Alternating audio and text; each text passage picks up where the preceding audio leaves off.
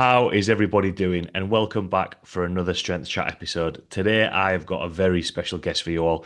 Today, I'm joined by the owner and founder of BCI Sports Performance and Fitness, and he's trained thousands of athletes with hundreds reaching the elite level in their sport. Today, I am joined by the one and only Andy McCloy. How are you doing? I'm well, man. Thank you very much. Yeah, no worries. Thanks a lot for taking the time to jump on. I suppose the first question is, how are you? What's kind of been happening in your world recently? I'm good, man. This is a good time of year. We're about, I guess, a month of the kids going back to school. So I've got an 11-year-old daughter who is starting middle school this year. That's been awesome. From a business standpoint, quarter three is usually the toughest time of the year in this business, at least here in the States. And so we're just game planning and strategizing on how to have a good quarter and set ourselves up for a big win for quarter four. Oh, nice. And I know I did quite a brief introduction at the start, but for everyone listening who might not know your background in coaching, in business, just want to give a little bit of a background to yourself, Andy. Sure. Yeah. Well, I've been in business for 25 years here in this area. As a young 20-year-old kid, I kind of arrogantly started a business and had dreams of simply just building a gym and, making a lot of money. I realized early on that that's pretty hard to do if you don't know what you're talking about. So that sent me down the rabbit hole of becoming a good coach. I had entrepreneurial dreams, but I figured if I was a better coach, all of that would be a lot easier. So over the past 25 years, I've worked with a wide range of clients from 7 years old all the way up to NFL, NBA, Major League Baseball.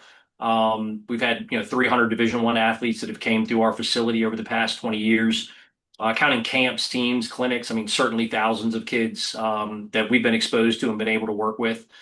At BCI, I've got a team of seven, and we work with that same demographic on the athlete side. We have programs for 7-year-olds all the way to 11, from 11 and a half to 14, then 15 to 18 in college and pros.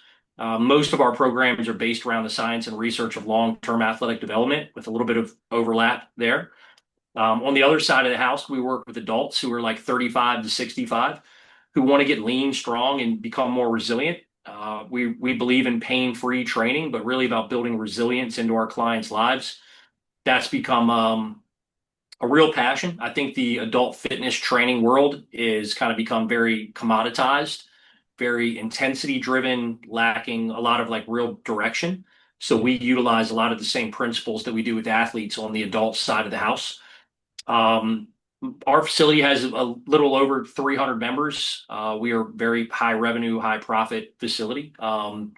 And I'm pretty much operationally irrelevant at this point. So I've gone from kind of doing everything inside the business to now I just run and guide a team who runs the business pretty much. I also have another business with my good friend Luca Hosevar called Built to Last, where we work with gym owners, helping them develop operationally excellent gyms to where that they can make a high level of revenue, high level of profit, build a dream, and create a lifestyle that really serves them and their families. We Yeah. work with a lot of gym owners in the US. We work with a couple over the pond as well. And just really, that's kind of the next phase of my career is making an impact in that space. Ah, cool. And with that, because the amount of experience that you've got in terms of coaching, running a business, um, to the point where you're at now, who have been kind of like the biggest influences on your coaching philosophy, business philosophy? Because I know for myself, for younger coaches listening and watching, it's kind of like, wow, that's like you're at the top level if you like. But who kind of like influenced you and kind of helped guide you? Yeah, it's funny. I just did a presentation over the weekend where I had a bunch of coaches in town that are building businesses, and I kind of talked about my path from coach to leader. And the influences, if I go back to like early 2000, that's when I kind of realized, like, wait a minute, like everybody in this game is not just a bunch of meatheads. There's a bunch of like really smart and brilliant people in this world. So we could go back as far as Charlie Francis, Vern Gambetta, Mike Boyle, even back then was on my radar. If I were to give you kind of the two people that have impacted me the most, both on like a personal and professional level, it'd be Coach Joe Ken, who created and invented the tier system. and then also Mike Boyle. Those two have always kind of been a North Star for me in regards to how I approach the coaching profession and the type of brand that I wanted to build. Other guys that were really influential would be guys like Buddy Morris. Jim Windler was a big influence on me early on. Dave Tate, everybody over at Elite FTS. That Q&A board back in the day, like early 2000s. I don't know how old you are. You look like a young man to me, but back then there was the Q&A board was just riddled with like the best coaches in the world. James Smith, like I said, Buddy Morris went by the handle. Coach X back then. Um, Louis Simmons, Westside Barbell, big influence on me for sure. Tudor Bumpa, that was some of the advice that I got really early on was to make sure that you read the classics. So Tudor Bumpa, Verkhoshansky, Issarin, Bondarchuk, like all the Russian guys were really big and influential for me too. So I think a lot of young coaches these days are learning through Instagram. Like they're kind of just scrolling through Instagram and they kind of run into a guy that like looks the part, has got the image, and maybe he is really successful, but I think it's a lot harder to discern the difference between somebody who like has really done the thing really well and somebody who just looks like they're doing the thing and they've created a following. So I mean, if I was talking to any young coaches, like all those names I just dropped, like you should know them. You should go back and read all their classic work. If you do that, you'll have a heck of a foundation. Yeah, as you were listing all those names, so I'm 32. I'm 32 this year, Oh man. and all of the yeah, actually someone actually a week or so ago, obviously just moved to Thailand, speaking to other people. Someone actually thought I looked 25, so I must have had a I You must have do. had it must be the sun agreeing with me. But all the names that you've listed there. I completely agree about finding their books. I think it's for coaches listening, actually looking at actual physical books to read is kind of fallen by the wayside a little bit now, and I think that came from. Older, more experienced coaches kind of like pointing me in the direction of that rather than just trying to find something off a minute clip off Instagram or TikTok or whatever it may be. Listening to podcasts, reading the books, reading the blogs that are still out there, and trying to dig a little bit deeper into coaching, and that kind of goes into the next question of what does the what does the art of coaching look like to you? Is it learning different training modalities, having a big bank of exercises? Is it communication with the client or athlete that you're speaking to, or is it all of those things wrapped into one? What does kind of the art of coaching mean to you?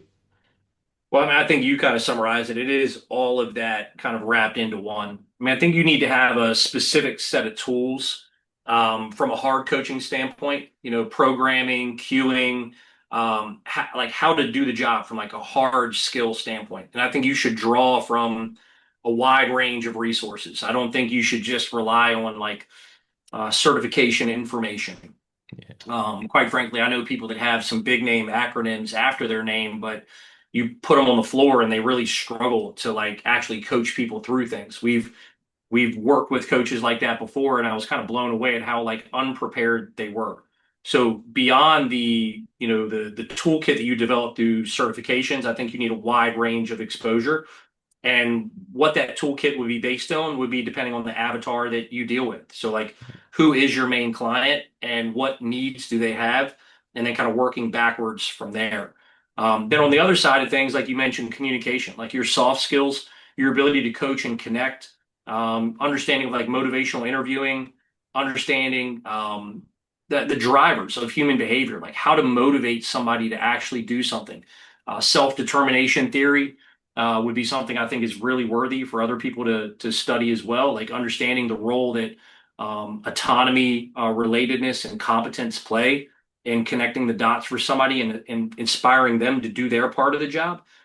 We can only do so much.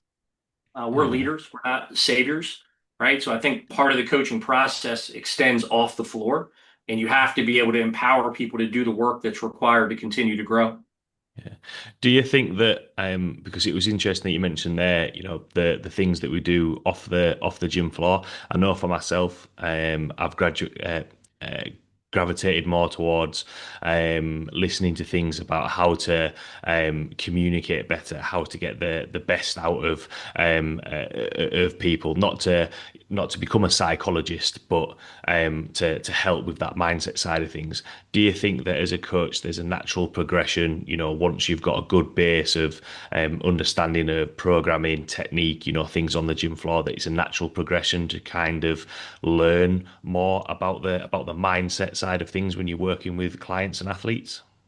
I don't know if it's natural, but I think it is required to be really good at the job. I think a lot of people get into our industry who are very biased towards all the hard skills. And then again, depending on like what environment you're in, you can get locked into that. If I'm working with 100 football players, all on a field, there's not a lot of opportunity for individual communication strategies and sorting through behavior change scenarios. And not to devalue any of that, it's just sometimes the environment dictates that. Yeah, So I think for somebody who's worked at multiple different levels, that process is more natural because it's simply required. It's yeah. it's kind of easy to hide behind coaching large groups of athletes, but then if you're working with one professional athlete face to face, that's an entirely different game. Yeah, absolutely. And with that, a phrase that you mentioned there was, what does if you're a really good coach, what what is the criteria that makes somebody a really good coach, and what separates somebody from a really good coach to a great coach? You've mentioned there some of the people that you've listed. Dave Tate, Michael Boyle. They're very well respected within their field. Is there a difference, or is it just a um, continued development, or the results that you get from the people that you work with? I mean, outside of the skills that we've talked about, I mean, I think it really comes down to traits like Right. characteristics and values. Are like you need to be a growth mindset type person. If Yeah. you're a very fixed mindset person, you may believe in like certain training dogma and get kind of locked into that one way of doing things. However, if you have a growth mindset, you're going to be open to different perspectives and believe that your level of intelligence, your ability to learn and expand, is something that you have a heavy degree of influence over. I Yeah. think something as broad as confidence also comes to mind. There's a great old quote I think I would attribute to Brian Tracy, where it's like your confidence comes from your competence. But I also think that there is a lot of false bravado that a lot of coaches hide behind, and they don't really know what they don't know. So when I Yeah. say confidence, I mean like truly dedicating to like being a master of this craft at all levels, putting yourself in different rooms, surrounding yourself with like your peers, people that you help, and then people above you. And if you submit over and over to those environments, they seem to refine you a lot better. Yeah. Um, I think you have to have incredible awareness as a coach of like what your self-limiting beliefs could be and how that informs your coaching philosophy. I think you need to be the type of person that is aware of your idols and how they influence you. Yeah, I've mentioned a lot of people today that were influential on me, but not every aspect of what they coach and teach is applicable to the environment that I'm in. Yeah. So at some point, and it's kind of interesting to circle back to confidence, the etymology of that word is confidere. It means intense trust. And you need to be able to take in all this information and then have the trust in yourself that relative to the environment I'm in, I can apply this and feel very strong about it. Yeah. A lot of people, I think, rely on their mentors and their heroes to confirm their biases as opposed to explore them and develop their own way. Just staying on the topic of confidence, one of the things that and you've mentioned there about different environments, and that's how you gain experience. You can reflect. I think reflection is really important in developing as a coach, as an athlete, because then you can learn from that and think, okay, well, that wasn't maybe the right environment, but I can take something from that and apply it from there. Do you think that's how experience is gained? And do you think that for maybe younger coaches, just being I don't know whether one trick pony is the right phrase, but kind of feeling as though they're stuck in that environment and not willing to have that confidence to change their environment for the development. Does that kind of make sense? It does. I mean, I think that, listen, this industry is a hard industry to make it in, right? So a lot of times people are just taking what opportunity they have available. And then to credit Coach Joe Ken, like what he's always told me is like the best job in the world is the one you have today. So if you've stepped into this environment and you've got this opportunity and you're being led by, say, a head coach and you're an assistant strength coach, like his ideology is probably coming down chain. And you probably need to engross yourself in that. And at the same time, be studying and learning maybe about contrasting principles and exploring other environments. And then Yeah. at that point, maybe more opportunity opens up for you. You have an opportunity to make a lateral shift or an upward move that could help you expand your understanding of things. I think one thing that's helped me very early on was the clarity of what I wanted to do. Like I knew I didn't really want to work in professional sports. I didn't want to work in college sports. And I think a lot of people believe those are like the highest levels. Whereas to me, I think the guys running private market facilities are making incredible impact with athletes at the most developmental ages, which means your coaching skills have to be really high, and you're going to make a much broader impact, in my opinion. Once you're at the college and pro level, like you're dealing with dudes, man. They've got ability. They're already, I would suggest the skill acquisition required at that level is a little bit easier to move somebody along. We deal with 13-year-olds that can't chew gum and skip, right? So it's like the clarity of what environment you want to work in, I think, informs you, and where the next set of learning skills need to come from. Yeah. And with that, as you've um uh, become, a master in your field from, from your experience, how do you tie that into, you've mentioned there as, you're leading a team of coaches, helping them. How does, putting an emphasis on high quality coaching, how can that, how has that impacted your business and, your reputation as a gym owner? Because, you've mentioned there, you developing your skills, but then bringing other coaches in to the standard maybe that you want. Yeah, how did that impact your business? What were kind of the challenges, but also the successes of putting an emphasis on coaching? Well, I mean, I think the way that we try to identify people that have values that are congruent with developing mastery of the craft. Now, I think mastery is a forever game. I don't think it's like a destination. I think Yeah, it's something you should always be aspiring to. So, like one of our core values at BCI, and it's one of my personal values, is what we call Kaizen, which is a Japanese term for constant and never-ending improvement. So, we're looking for those type of people. Then when they get inside of our organization, we try to support that type of environment. I've got a ton of books, courses, and contacts all over this world that I plug my staff into. I think that alone creates an environment that facilitates learning and moves people a little bit longer or faster towards mastery. I'm also, I had a very different path than most people getting into this industry. So I'm not biased towards standard institution and education. I think a lot of people are very black and white with how they identify coaches. And it's like they went to college, they got this degree, they got the CS, okay, now they're qualified. I, I don't think credentials always qualify you. I think it's more traits. Like I said, the type of person you are.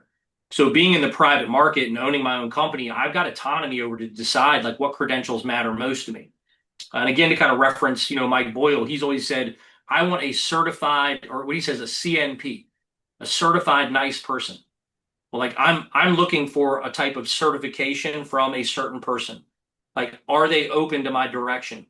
Do they want to grow? Do they really care about other people? Or are they really there just like for themselves to kind of build their own name and pedigree? While I respect that, that's not the type of people I'm looking for, in my building. I'm looking for people that want to make a big impact in this community. That's what's important to me. yeah. And do you think, just going back to about environments, with the qualifications, degrees, things that we've mentioned before. Do you think that and this might be a little bit of a tangent, but in some shape or form, that kind of hinders people's open-mindedness and willing to develop because in some respects getting a degree, masters, even being a doctor in that field, you've got a piece of paper to say you've completed it. You're at the top of your field. Whereas exactly like what you've said, there's other coaches who don't have degrees or anything like that, but they can use one or two coaching cues and get the best outcome of it. They can, build a relationship. They've got a really good understanding of it, but they don't have that piece of paper. What's kind of your thoughts on that? I mean, I think specifically in my environment, there's a big advantage to coaches at times not going through the traditional way of doing things. Because, like you said, you get a certification, you get a degree, you have a bias towards what you believe is the truth. But the contextual application of the environment that you're in is what really matters. I've been in business 25 years. I've had, 25 years of an anecdotal study going on in my gym. There are a lot of things that compete with our ability to work with athletes. We've got, amateur athletic union or AAU sports. We've got high school and middle school sports.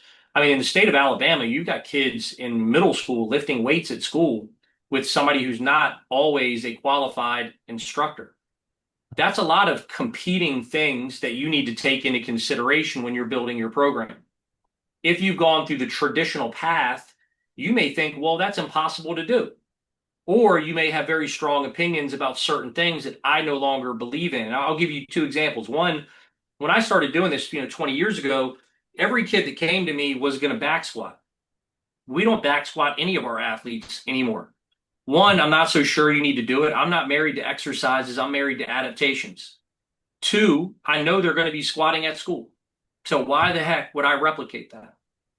Another example that I've shared with people recently is like, I remember the first time I had a group of pro athletes. It's probably 15 years ago, and we were out on a field, and I had spent all weekend building out their plan, specifically their tempo running plan. I was heavily influenced by Charlie Francis, so I had about 2,200 meters of tempos planned. We weren't going to go right to 2,200, but that was kind of the end point after the 6 weeks I had with them. And I don't remember the starting point, but what I do remember was after about 400 meters in, these dudes are completely falling apart. And I was like, well, we're going to need to change the plan today because these guys are obviously not prepared for this type of running this early on in the off season. Somebody who's grown up in a certain environment and has applied tempo running and those volumes over and over again with collegiate athletes is probably going to be really biased towards that being the right thing. Where I can assure you that if I kept going down that road with this particular group of guys, I would have blew them up. And your number one job if you're working with pro athletes in the off season is get them back to their team healthy. Right now, it's great if they're a little faster, leaner, stronger, more powerful. Fantastic. But if you send them back beat up, I'm not so sure that you did any good. Your Instagram channel might look really cool, but I'm not so sure you actually helped those athletes. Yeah.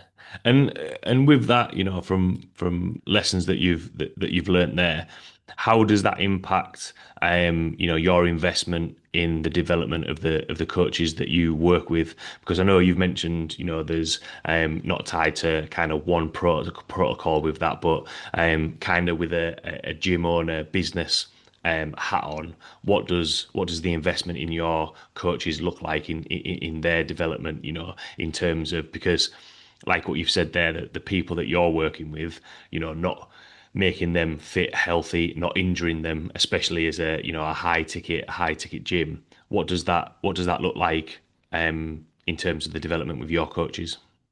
When you say coaches, do you mean like gym owners that I work with or the coaches in my building? The coaches in your building. Yeah. Well, I mean, so we have one, every coach has a continuing education focus relative to their role every quarter.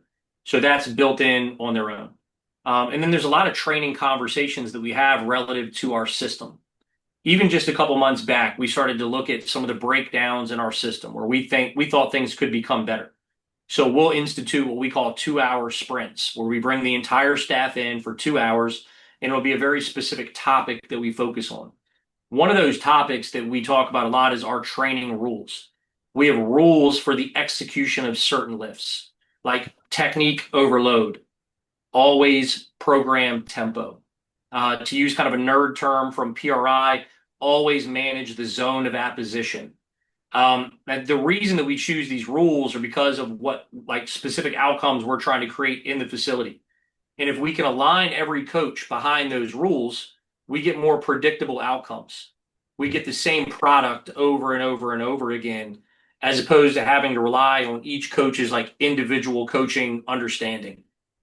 Yeah, I think that's a really good point because I think sometimes a lot of coaches have their own interpretation of things, whereas especially if you've got a team, coming from a rugby background, if we know that this is the message that's going to go out into the pitch, all right, okay, yes, there might be a couple of different ways of expressing it, but the message is the same. And from a member standpoint, they know that they're going to get that, consistent service. Is that something that from the just going to the opposite side of that with the gym owners that you work with, is that something that they don't always get right or acknowledge because and this is actually I actually had a conversation with a good friend of mine that has actually started to grow his team of coaches for the facility that he runs, and he's had coaches saying a couple of different things and the members realized that, oh, actually this isn't consistent with the message that Connor's putting out there and his values, a little bit like what you touched on before. Is that something that you work and kind of try and implement with the gym owners that you work with? Yeah, 100%. I mean, I think the thing that both me and Luca really believe in is this idea of running a coaching first gym, meaning that your first job as a gym owner is to become a really good coach. And I think that upsets some people in the business coaching space because there's all this talk about sales and marketing and all those things. But if there's not congruence amongst your coaching staff and leadership about like what do we actually believe in as a staff, that will affect your culture. So, we just had an event back in July in Seattle, and my whole presentation was on the development of your training system. So while, it's a business coaching group, but your product is the thing that matters the most. So what I talk to people about is not so much like, do you believe in back squats or not? It's that these are the principles that a training system is built on. This is how you institute it into your business. This is how you should train your staff on it. These are the things that you need to know and believe in order to communicate that down chain. And, one of the ways that I've explained this to people is that, if you think about like your product, your training product, it's like the food at a restaurant. All right. And the analogy that I've used is like, let's say a new restaurant opens up in town and you hear how amazing it is. And you and your girl show up and like you pull up and they valet you for free, right? You walk in, they hold the door for your lady. You walk in, like your reservation's right on time.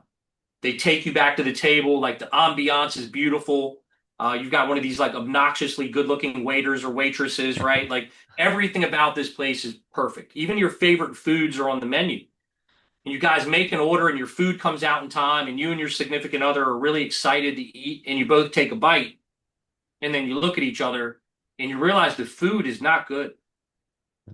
All that other stuff doesn't matter anymore. The product is the food.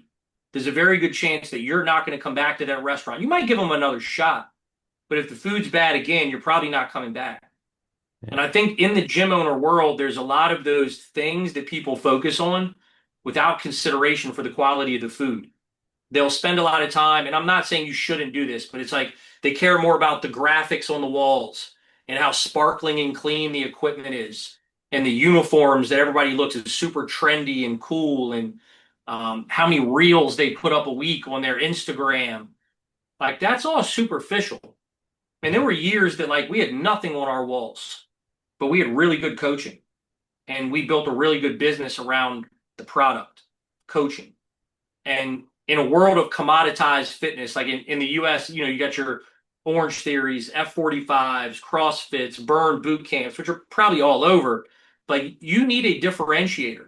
And it's probably not going to be the aesthetics, right? Now, if you can combine both great coaching and aesthetics, that's the jam, right? But I would prioritize the coaching above all. Yeah, absolutely. I really really like that analogy. I'm a big fan of an analogy anyway, so Yeah. I thought that was really good. And do you think, going back to the coaching side of things, because probably more so in the UK. I don't know whether it's the same in the US, but there seems to be a thought process that people are always in a rush to, open a facility or open a gym, whereas, they might have only been coaching, less than 5 years, but think, yeah, that's it. I've got enough. I've got enough knowledge now. Do you think that sometimes, hearing that they may be rushing into it rather than, taking their time, to, develop their coaching skills? And this is a two-parter. Do you think actually that, you could still have a really good product without owning a gym just yet, if that makes sense? Yeah, I mean, I think to answer your question directly, yeah, I mean, I think people do rush into it. I think they think that it's more significant to own a gym. And I think they do rush into that. And I think a lot of people rush into it before they've developed like a coaching pedigree that will really benefit them. On the flip side of that, I think some people who develop a great product and don't open a gym, they stay in that space too long too. Because, I mean, I want you to think about this. Like, how many 60-year-old personal trainers do you know?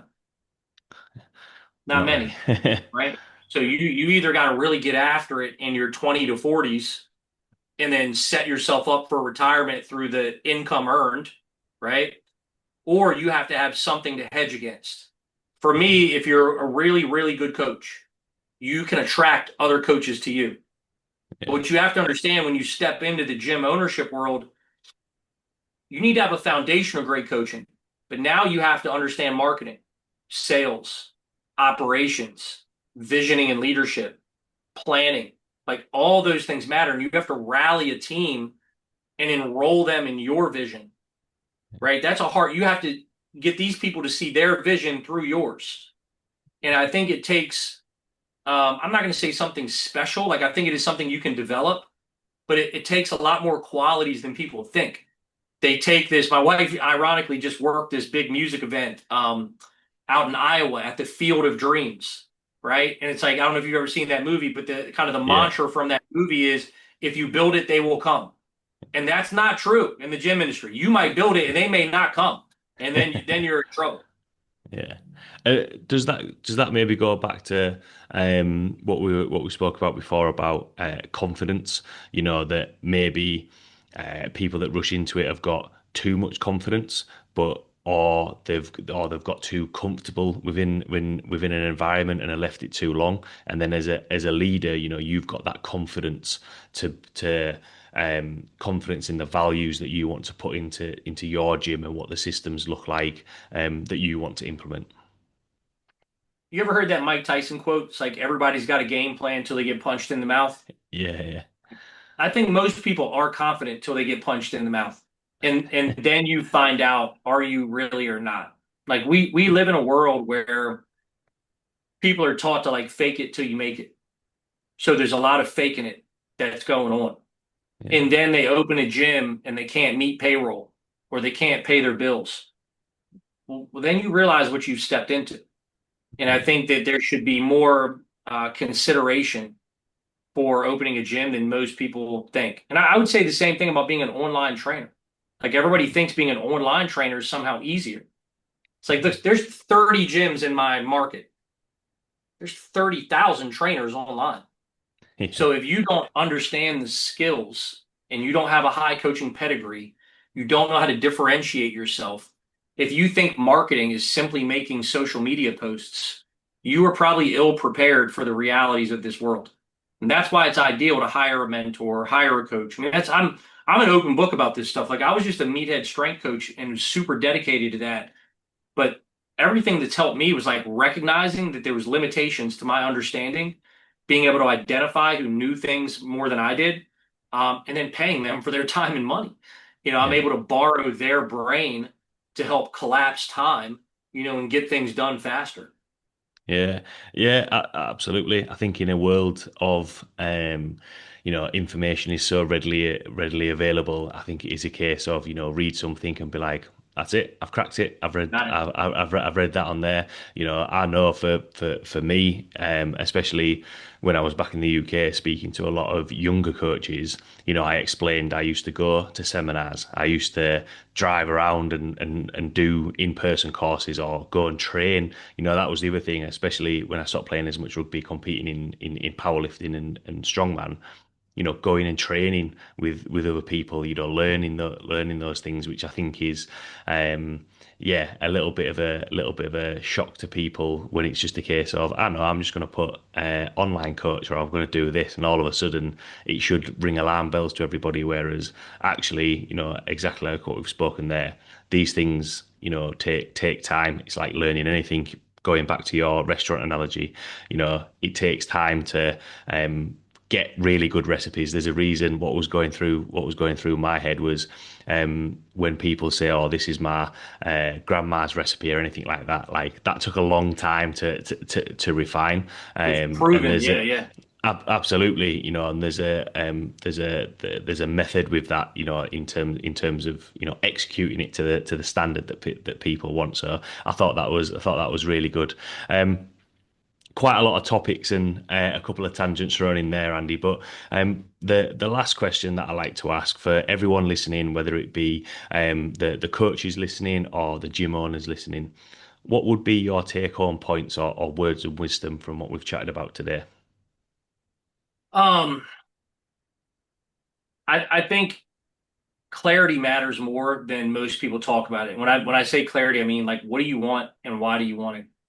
So, for example, in the context of gym ownership, a lot of people would jump out of the window, so to speak, to build a gym, and they're unaware of like what that really looks like as a done product. So they don't really know, will this gym provide me with the life, income, and freedom that I really want? So they can oftentimes build a gym that traps them. They might develop high income, but they have to work 60 hours a week. And again, that might be awesome in your 20s. In your 40s, when you're married and you have kids, probably not. So I think the clarity of what you want and why you want it is not explored enough. Most people in the fitness and strength and conditioning industry, and there's probably other industries like this too, um, we are very ambitious. We will work very hard, but working hard in the wrong direction is not getting you anywhere. And I think the clarity of what you want and why you want it is the first thing. The next thing I would tell people is I think we got to get out. Well, this won't change, but the culture of me, I think, is a problem for long-term success. Everybody is being taught to build their brand around themselves, how they stand out, how they're unique. And again, that can become a trapping. We all know social media people that have like skyrocketed and then disappeared. And there's a reason why. That is a very hard lifestyle to keep. It's why you don't see me a lot on social media. I don't spend it. I like doing podcasts. I enjoy this. Yeah. But I don't enjoy creating content. I enjoy leading a team that's helping me create a business that provides the lifestyle that I want for me and my family. And my clarity on that is what has really helped me. So don't let your ambition be a weakness. The third thing I would say is make sure that you become an expert. And I do mean an expert at the craft of coaching first, but some of the soft skills we talked about, communication, behavior change, self-determination theory, motivational interviewing, like these are all worth your time to understand. And if you open a gym, you have to become an expert at like the operational side of how to run a business. You need to understand what metrics matter. You need to understand how to track leading and lagging indicators. You need to understand how to hold people accountable to those outcomes. You need to understand strategy associated with growth that you want. So I would say those are kind of the three biggest things that I would tell somebody. And everything that's being marketed to you online, can send you in the wrong direction. Make sure that your expectations are matched up with reality. Believe it or not, only I believe it's only 9% of all businesses in the United States reach $1 million. 1% of gym owners will ever make $1 million. 1%. Now you have to decide what is required for you to become the type of person that can do that. And if you're clear on that, you're willing to do the work, you're probably capable. But if we don't have that clarity, it's really hard to hit that target. Yeah, I think those were three really really good points to finish on. What was going around in my head there was, one phrase that you said there is, what's the reality? A little bit like with the Mike Tyson quote. Everyone's got a plan in theory. Everything works. It's all great. Whereas actually, there are. Obstacles and challenges along the way. Much like learning the art of coaching, there's going to be mistakes that are going to happen. But yeah, I thought those were three really good points there to finish on, Andy. And thanks again for taking the time to jump on. Really enjoyed chatting with you today. For everyone listening who might have any questions about what we've spoken about today and want to reach out and ask you or see the information and courses that you put out there, where could people find you or reach out to you?